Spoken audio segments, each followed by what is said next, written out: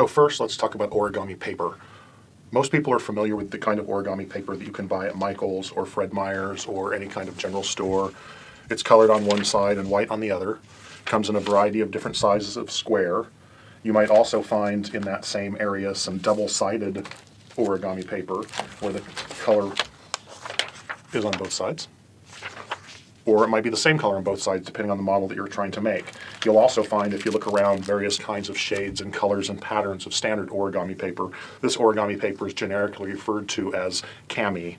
Kami paper is that standard origami paper that you probably used when you were in school if you ever did origami. But the only real requirement for origami paper is that it be fairly thin and hold a crease pretty well. That means almost any kind of paper will work except for children's construction paper, which doesn't hold a crease well, and papers like that. So to give you some examples of paper that I like to use or use it for various purposes, sometimes I'll use a variety of paper that I've scavenged from Christmas wrapping and Christmas gifts. So a standard kind of craft paper, kind of shiny red paper I loved to tear apart when I was a kid. Colored, patterned paper, depends. Pretty much any wrapping paper will work, but the best is that kind of high quality paper that you'll sometimes find, not the stuff that comes 5 rolls for $1 at Fred Meyer typically, but even that works some too. Because in addition to that, you might well want to use simple old copy paper. This is colored copy paper cut into a square. I might or might not have liberated this from my office, don't tell anybody, but this is great for practice paper. It doesn't hold a crease super well, so it's not going to last a long time if you make a model for display, but it's great for practice and very inexpensive. You might also use scrapbook paper.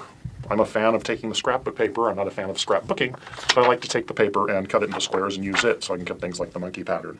Very useful there. For some specialty types of folding, you might use other commonly available papers that you might not have thought of before. One of the more common are memo pad cubes. So you can get these at Office Max or Office Depot, about $5 for a stack of 500, and these are great for doing modular folds. A modular fold is one in which you make many, many different little units and assemble them, so it's great to have a lot of color and variety pre-cut at a good size. Another whole area of origami is called dollar folding or dollar bill folding, and of course you can fold something other than dollar bills, but you might use dollar bills. You might also use paper cut to the same size as a dollar bill, so you don't have to practice with real money, or get ready to use that $100 bill once you've had practice. You can also use proportionately cut paper, so it's the same proportions as a dollar bill but larger, which is great for using those complex folds. Finally, there are other household papers that can be useful too. So this is vellum, which I got at the craft store. Vellum is often used for invitations or the fly leaves on art projects. That's really great because it's got that transparency. The transparency is really useful for some models where you want the light to shine through, so another common paper I like to use for that is good old-fashioned parchment paper, the kind you bake on. Pretty inexpensive considering how much you get, holds a crease very well, simply cut a square and you're ready to go. So when you're doing origami, look for paper anywhere that you can, look for paper that suits your needs, it doesn't matter where it comes from. I find that using all of these different kinds of paper gives me a ready stock. It also has started to make me look around. I look around all the time to see, oh, I wonder if that paper would fold very well. I can make use of junk mail and other paper that comes in, because a lot of times advertisers use really great paper for their advertising. I could care less about the advertising, but if I can fold something nice out of it, why not?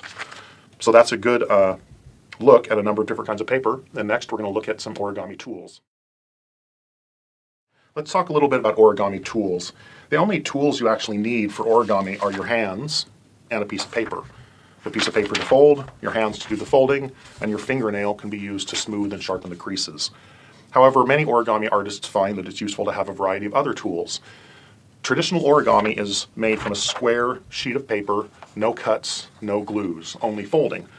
But outside of that, use anything at your disposal to make those folds and that folding process better, sharper, more accurate, and smoother.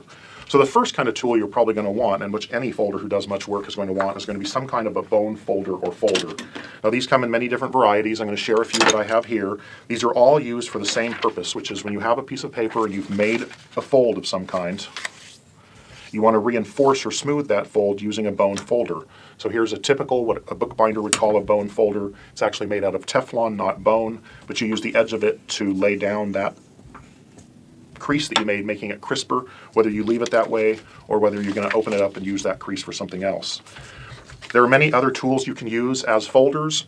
You can use a credit card or the inside of a milk jug or the side of a pen, or you can find other tools. For instance, this is a clay working tool for children. I found it's great because it has a smoothing side of Works very well, doesn't leave a mark. Here's a traditional bone folder. This bone folder is made out of buffalo bone. Again, very smooth, fits in the hand. I like this one because I can keep holding on to it while I'm doing other folds. And I don't have to reach over and grab it again. I also found a wooden knife somewhere when I was traveling. I have no idea what this is for, why it was made, but it's very handy for not only eating peanut butter and things, but for, again, doing that kind of smoothing.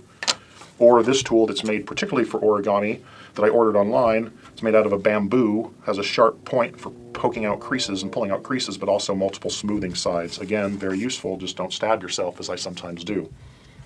But again, you can use any household item that you'd like as well. You don't have to buy a special tool of any kind. It just needs to have a smooth edge. It needs to not leave any mark, and it needs to be fitting in the hand so that you can use it easily and without a lot of muss. The next kind of tool I want to demonstrate is a scoring tool. A scoring tool is used when you need to mark a fold for which you don't have obvious landmarks or points to measure with. For instance, I know when I'm folding a standard piece of paper that I can fold point to point, and that's easy to mark. However, if I need to make something that's not so easy, for instance, from an arbitrary point A to B, then I want a scoring tool to mark that fold. I don't want to write with a pen or pencil and leave a mark like that, and that's what a scoring tool does. So scoring tools come in a variety of shapes and flavors. This is a scoring tool sold by Fiskars. That's what it's made to do. It has a large and a soft stainless steel round end that you use to make your score. You could also use the same children's clay art tool that I showed you earlier that works as a bone folder, also has a point for scoring. And here's one that I made from the back end of a binder clip in an X-Acto blade handle, and you use that for scoring. Anything that has a sharp edge but doesn't leave a mark could be used as a scoring tool, so take your pick. Here's how it works when you're actually trying to use it. If I know I have an arbitrary fold to make, I find that fold, I make the mark. Again, this mark is just a score in the paper, that's why it's called the scoring tool. And then it makes it easy for me to make that fold because it's been scored and I can see it. The final tools you will need are measuring and cutting tools, because if you want to make squares out of paper of your own, you're often going to need to cut it down to size. There are really 3 things that you need for measuring and 2 things that you want for cutting. First, you're obviously going to want a plain old ruler for measuring those dimensions, width and height of the square. In order to make the square a square, you're going to want a triangle of some kind. You're always going to want to check when you're cutting your own paper, because most paper is not actually as square as you might think, particularly if it's cheaper or used for mailers. And then finally, in addition to measuring, you need to do cutting, and for cutting, you need a cutting ruler. Now, a cutting ruler is just like a regular ruler, but it has this thick side, which is what you use to run your razor, X-Acto knife, razor knife, or your rotary cutter. And that, of course, is the third and final tool that you need for doing your own cutting and measuring, and that is a cutter of some kind. One good way, standard cutter that you can get at any hardware store that has these little snap-off blades so that when they get dull, you don't need a big razor because you're going to dull it up and want to throw it away, and that's more expensive than it needs to be. So this little household one is fine. Run it along that cutting edge. Or, and even better, is a nice rotary cutter. Now, rotary cutters are a bit more expensive, but they make for very nice cuts.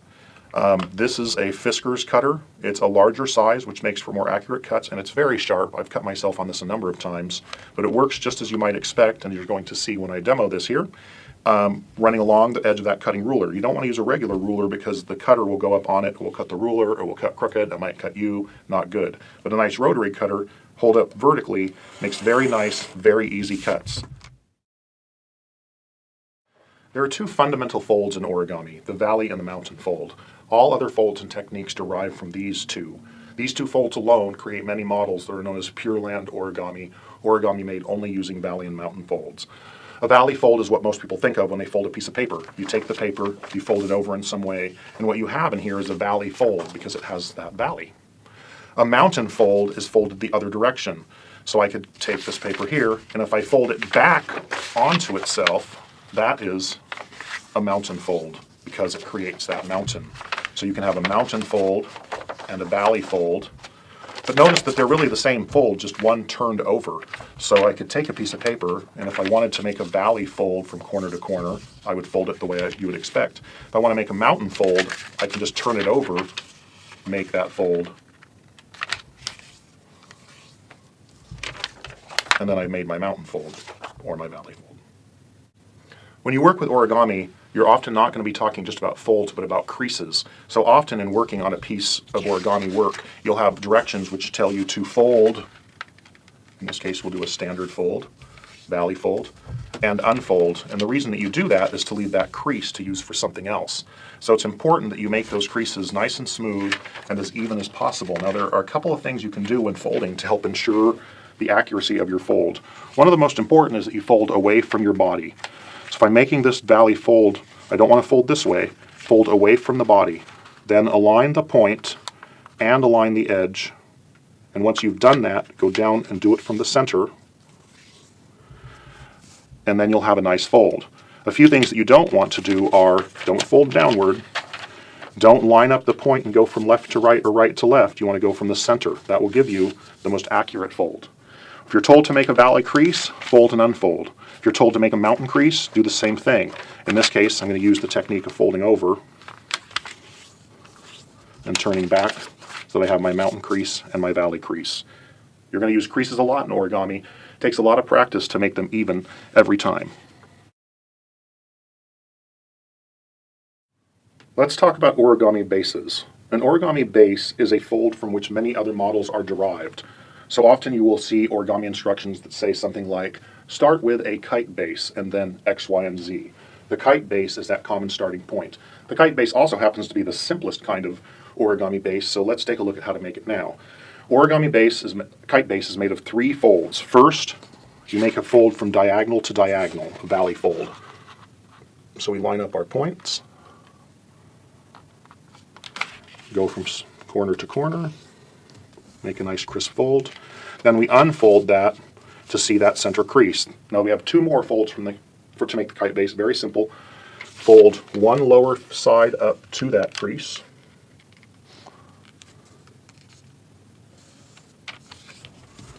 And fold the other lower side up to that crease to make the common kite shape that you've seen before. This is the kite base, the base ready to be used. The second common base is the blintz base. A blintz base is named after a kind of pastry that you may have seen called a blintz, in which the 4 corners are folded into the center. In order to make a blintz base work, we need to create valley folds along each diagonal. Those valley folds across the diagonals are going to give us our reference points for our 4 final folds. So my 2 valley folds. Okay.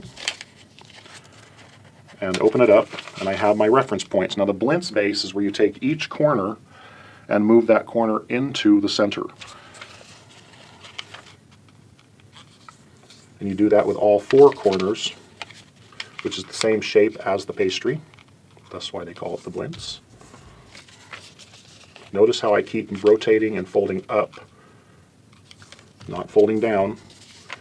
I'm moving fairly quickly for the video, but you always want to be careful and take the time to make your folds as accurately as you can. And this is the blintz base.